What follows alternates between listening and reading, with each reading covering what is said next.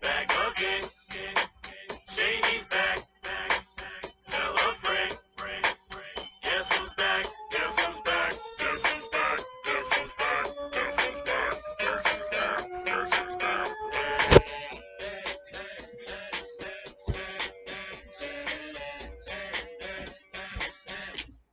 What's up, you motherfuckers?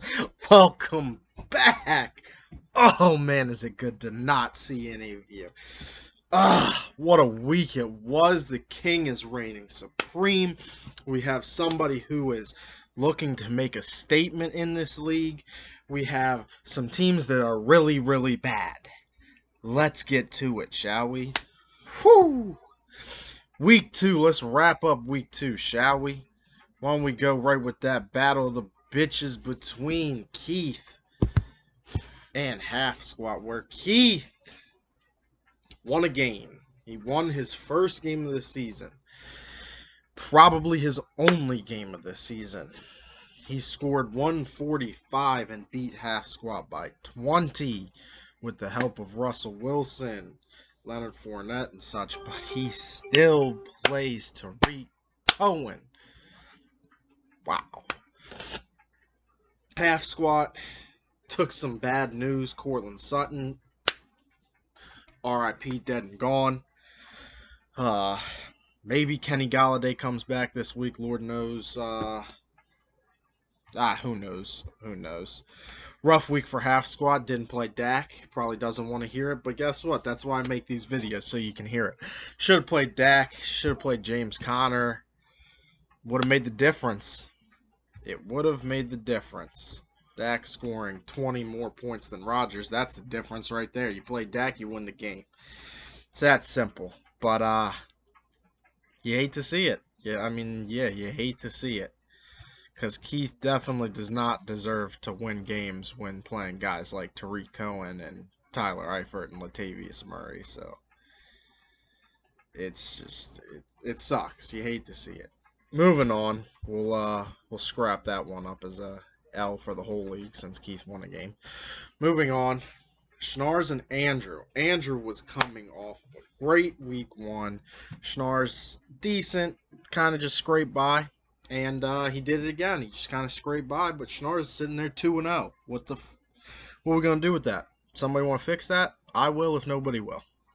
Andrew had an awful week. He had some good plays, but Manuel Sanders caught his first pass with 40 seconds left in the game and ended with 2.8 points. Will Fuller wasn't even targeted. This man had a 0 target, 0 catch, 0 yard, 0 touchdown, 0.0 point game. What a day for Will Fuller. Have a day, Will Fuller. Have a day. Schnarrs, not a single player over 20 points. Not one. And he survives the week. While Andrew had 3. And it's just... who'd have thought Cam Newton would have been a better play than Mahomes? But I would have played Corey Davis over Emmanuel Sanders, just saying. Moving on. Kyle and Bruner. Kyle threw in the flag. He's waving the white flag already. He was doing it halfway through the 1 o'clocks. Already waving the white flag. And it's not like he had a bad week, but he does lose Christian McCaffrey for quite a while. And he doesn't really have a lot of options. What are you gonna do? You can go back to Duke Johnson? You gonna do it? You gonna do it, huh? You gonna go back to Duke Johnson? You gonna do it? Yeah, little fuck boy. Bruner, 161 points. That is this week's most points. Not by much, but he got the most thanks to a nice Monday night from Alvin Kamara, which, doesn't surprise me. I saw that coming a mile away. Who else are you going to give the ball to if Emmanuel Sanders is only going to have 1 catch and there's no Michael Thomas? Yeah, Kamara's going to have like 38 catches. That's probably what all of his fucking points were. Good week for Bruner, and that was also while getting a goose egg from Anthony Miller. So Bruner, last year's loser with 3 wins last year, already has 2 wins this year. Is there something to be said there? Probably not. This is false hope. He's trash. Moving on. Mikey took out Brendan, who I'm 90% sure is throwing, with Michael Thomas in the lineup and not playing Kyler Murray against the Washington defense. Because he plays Kyler Murray, he wins the game. But close. I mean, take Michael Thomas out and throw somebody in. Fuck. Brendan, the hell you doing? Come on. Get it together. Mikey had an okay week. Mikey didn't even have a good week. He put 135 points up off of 2 players. Aaron Jones, who scored 47, Josh Allen, who scored 35. The rest of his team, under 15. Dog shit.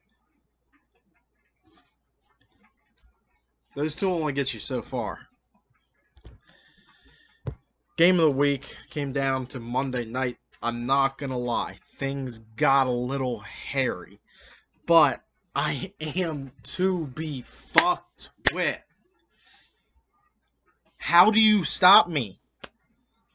I got Saquon. I'll play him on a torn ACL. I'll still put up a $150. Saquon getting me 2.8, and I'm still throwing up 157. Now I'll give it to you, Bison. Your team is good. You have a good team. It's just not good enough. Things did get hairy. I had a 52-point lead, like I said. Josh Jacobs and Darren Waller had very good games. I am just thankful that the touchdowns went to Jalen Richard and not Josh Jacobs, or things would have gotten very scary. And I don't get mad when Stephon Diggs has good games. I love my little. That's a Bama turtle. That's a Bama turtle right there. But yeah, Bison had a good week, but all for naught because he ran into a buzzsaw that is me. So there's that's your review of week 2. Why don't we hop right into this preview of week 3? I haven't even looked at this yet. Let's take a look. Let's see who we got. Oh yeah. Who do we like? Alright, okay. We'll go right here for Battle of the Bitches. How about we go somebody that's been notorious but is trying to change his luck? We're going to go with Andrew versus Kyle. Why? Because Andrew is just a bitch and Kyle's team is a bunch of bitches. He's a bitch too.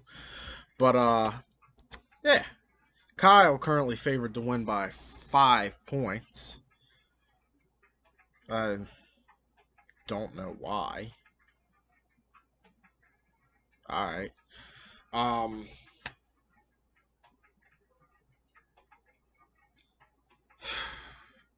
Andrew, if you want to make the playoffs, this is a game you have to win.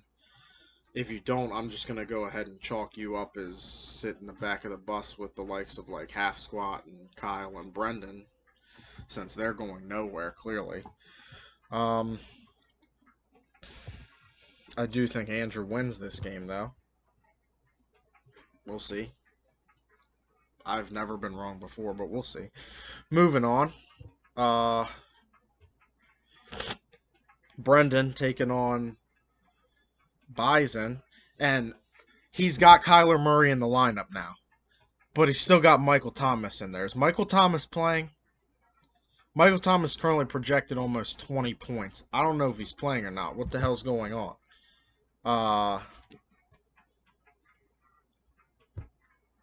Yeah, we'll talk about that later in the week. Currently Bison an 8-point favorite.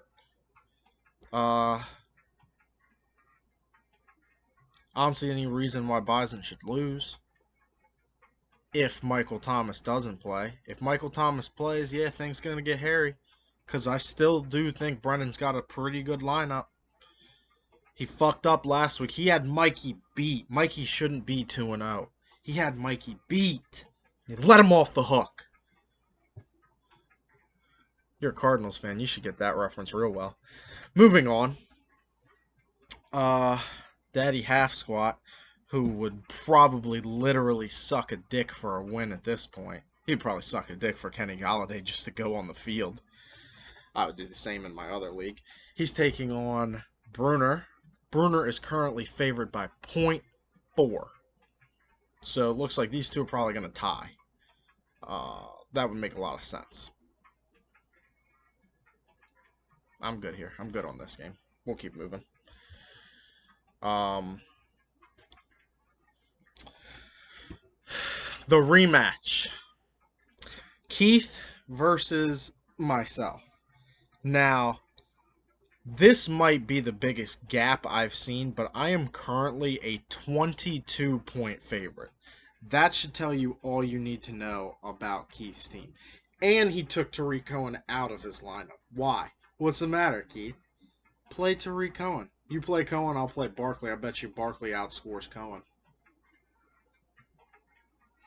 He put in Gaskin. Ugh. What a garbage play. I mean, Cohen's got a good matchup against... I'm just kidding. There is no good matchup. He's just buns. Yeah, I'm loaded top to bottom, and Keith just isn't, so... That's all there really is to it. And this man's playing a couple of Dolphin... No, he's got a Dolphin and a Jaguar on Thursday night with Gaskin and Eifert. Boy, this game might be over by Thursday night. And your game of the week, just because it's 2-0 versus 2-0, it's going to be Schnarrs versus Mikey. Currently, Mikey a 4-point favorite. I got to see it from Schnarrs. Mikey's put some points up. I'll give him that. This is the week to see if Schnarrs is for real, though. Why you think the description is what it is. You gotta show it, Schnarrs. I mean, what's the track record say? Hey, Schnarrs, stop texting me. What's the track record say? He put up 109 last week. And he put up 121 in week 1. I've beaten both of those myself. I'm sure a lot of you have as well. I mean... Kyle scored more points than him. Andrew scored more points than him. Keith scored more points than him. Daddy Half Squat has more points than Schnarrs.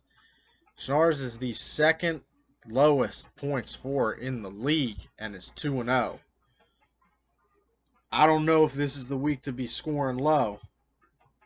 Not against Josh Allen. Even though it is a tougher defense against the Rams this week, but I don't know if this is the one.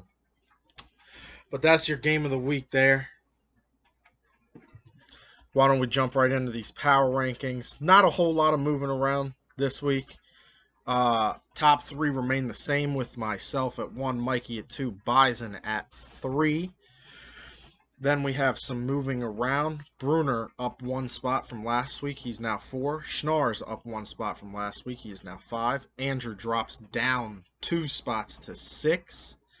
Keith is up 3 spots to 7. That's your biggest jump. Half Squat remains at 8. Kyle down 2 spots to 9. And Brendan holding down the fort, moving down 1 spot at number 10. Those are your week 3 power rankings. As I said before, I am to be fucked with. That's going to wrap up this. Hope you all enjoyed. I look forward to just trashing all of you as these weeks continue.